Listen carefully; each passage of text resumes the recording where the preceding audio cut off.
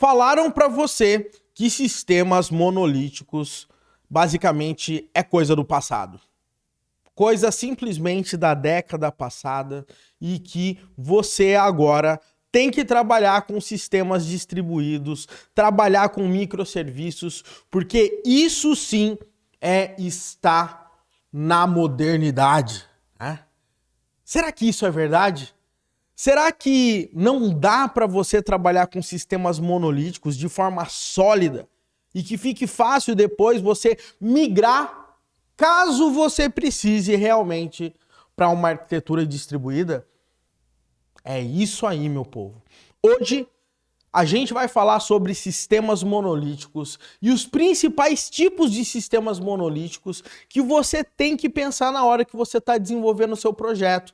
A gente também vai falar aqui por que sistemas monolíticos eles são a solução para 95% de todos os projetos que você vai pegar aí na sua vida.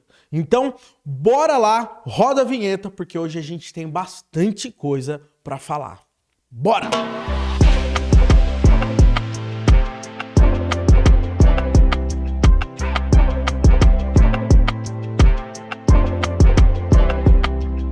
Olá pessoal, tudo bem? Seja muito bem-vindo e muito bem-vinda a mais um vídeo aqui no canal Full Cycle. Meu nome é Wesley Williams e no vídeo de hoje a gente vai entrar com tudo nessa história de sistemas monolíticos. Mas antes de a gente começar, eu gostaria muito de pedir para você parar tudo e dar um joinha nesse vídeo, né? Dá um like aqui pra gente, dá essa moral para que o nosso canal continue crescendo. Aproveita também e se inscreve no canal, ativa as notificações para que sempre quando um vídeo top que nem esse for pro ar, você ser notificado ou notificada aí. Maravilha? Então vamos lá, meu povo, vamos falar aqui hoje sobre sistemas monolíticos e alguns pontos que você tem que ficar esperto na hora de você for desenvolver o seu novo projeto, beleza? Pessoal, seguinte, tirando a provocação inicial de que sistemas monolíticos, né, eles são as coisas do passado e microserviços, né, basicamente é a coisa moderna, na realidade, se alguém falar isso pra você, ignora de cara, tá? Por quê? Porque se você está desenvolvendo um novo projeto, se você não sabe para onde esse projeto está indo, eu não tenho dúvidas que sistemas monolíticos, basicamente, eles são a solução, tá? Porque se o seu projeto ele mudar radicalmente de lado, se você está trabalhando com microserviços, vai ser muito difícil você continuar, tá, com aquela mesma performance. Microserviços têm uma dor de cabeça muito grande em relação a deploy, em relação à comunicação entre esses caras, em a questão de contratos, né, normalização. Então, fica ligado. Mas o grande ponto aqui que a gente vai falar hoje é em relação a sistemas monolíticos. Por quê? Porque apesar de esses caras, eles serem aí grande parte da solução que você vai utilizar para os seus projetos, você tem que conseguir criar, entre aspas, do jeito certo, o seu sistema monolítico. Por quê? Porque hoje a gente vai categorizar esses sistemas monolíticos em 4 diferentes categorias, legal? E a gente vai começar a perceber qual categoria você se encontra nesse momento. E eu quero, inclusive, que você deixe um comentário aqui embaixo para falar qual dessas categorias, tá, o seu sistema monolítico hoje ele se enquadra, beleza? Então vamos lá, galera. Categoria número 1 em relação ao seu sistema monolítico. O seu sistema monolítico ele é totalmente acoplado, né? Wesley, mas por padrão o sistema monolítico ele já não é acoplado? Sim e não, porque tem como você modularizar um pouco as coisas. Então vamos imaginar que você está criando o seu sistema e ele foi organicamente crescendo, né? Você vai, conforme novas funcionalidades vão aparecendo e você vai trabalhando e etc. Mas a melhor forma de pensar se o seu sistema ele realmente é muito acoplado é que se amanhã, se você quisesse quebrar esse seu sistema monolítico em diversos pedacinhos, seria muito difícil, tá? Por quê? Porque as entranhas do seu sistema, vamos dizer, elas estão todas juntas, né? Um serviço depende de outro, que depende de outro, que depende desse mesmo serviço, e daí, de repente, está tudo grudado e se comunicando, realmente é tudo a mesma coisa. Legal? Esse tipo de sistema é muito natural de você ter, principalmente se não houve um planejamento inicial, se você não pensou em modularizar o seu sistema logo no começo. No final das contas, tá, galera? A maior característica desse tipo de categoria de sistema monolítico, no final das contas, é que os bounded contexts, tá? Se você for pensar em Domain Driven Design, né? Os contextos dos sistemas, eles estão todos juntos. Ou seja, você não consegue definir direito o que é uma parte de um sistema, o que é outra parte do sistema. Basicamente está tudo junto. E uma vez que esses contextos estão juntos, a sua empresa, né, o seu projeto, ele é apenas um. E com um grande contexto, fica muito difícil você resolver problemas específicos e escalar esses tipos de problema. Por isso que normalmente esse sistema de monolítico você tem vontade muitas vezes de tacar fogo nele e simplesmente recriar tudo de novo. Provavelmente, se você está pensando em recriar o seu sistema monolítico do zero hoje em dia, você tem dois motivos. Um, é porque falta teste, então provavelmente tá dando bug, você mexe num lugar, dá problema em outro, né? E o segundo ponto é porque ele está acoplado dessa forma. Normalmente, você mexe num lugar e dá problema em outro.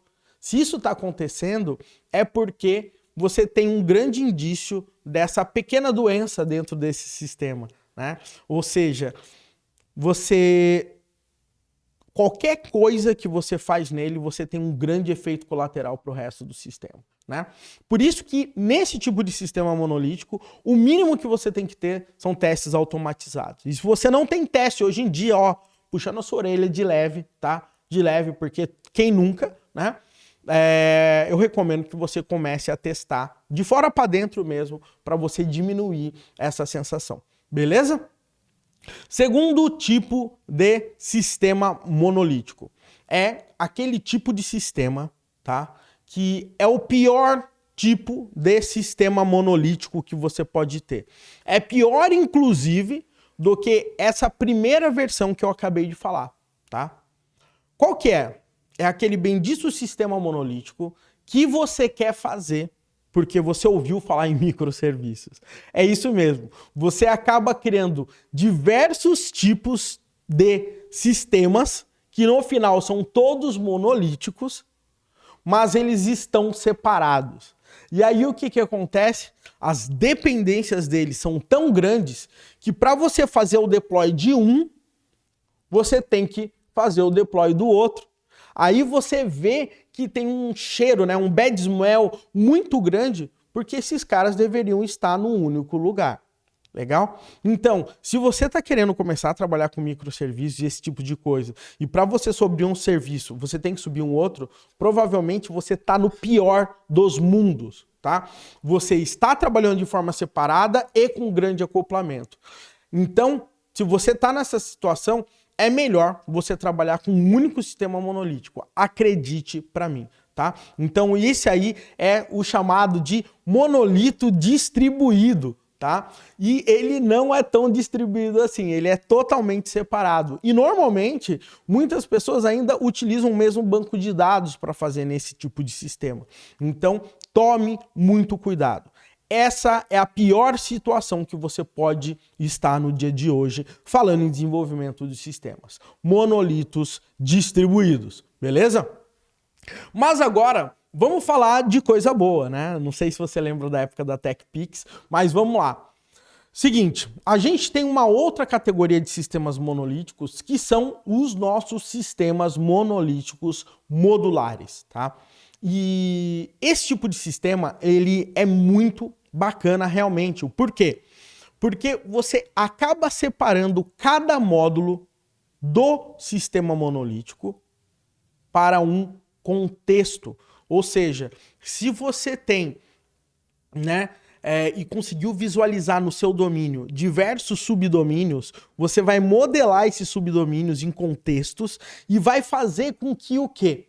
Esses contextos se falem dentro do mesmo sistema, mas fundamentalmente através de contratos, através de interfaces. Que o acoplamento desses caras não seja tão grande. Por quê?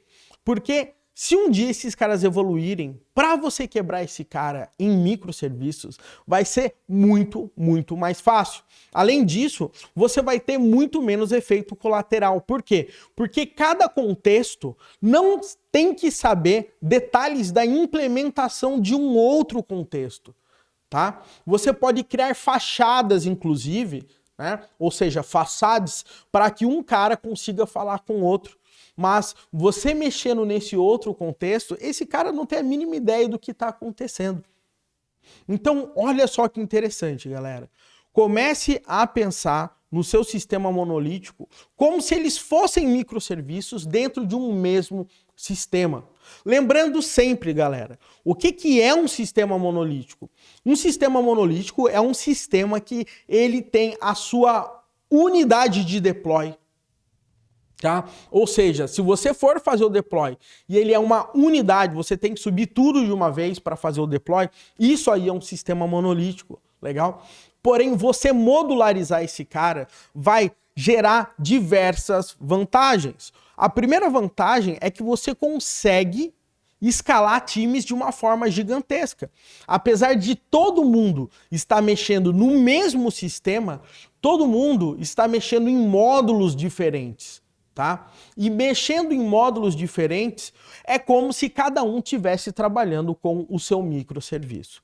Obviamente, tá? Como eu disse para você, existe mais uma complexidade no ponto de como que eu trabalho com banco de dados, né? Eu vou mudar uma tabela de um banco de dados, pode afetar outro lado do sistema. Então, ainda assim, a gente está falando de um sistema monolítico, mas essa modularização faz toda a diferença, tá? E modularização não é falar simplesmente, eu tenho a área de usuários e eu tenho a área de produtos. Eu tenho a área de categorias e eu tenho a área de ticket. Não. Quando eu falo em modularizar, são contextos mesmo. Né? Por exemplo, eu tenho a área de suporte ao cliente e eu tenho a área de catálogo de produtos. Eu tenho a área de pagamentos e eu tenho a área de nota fiscal. Então perceba que a gente está falando em contextos mesmo. A gente não está falando em tabelas de banco de dados, a gente não está falando em entidade,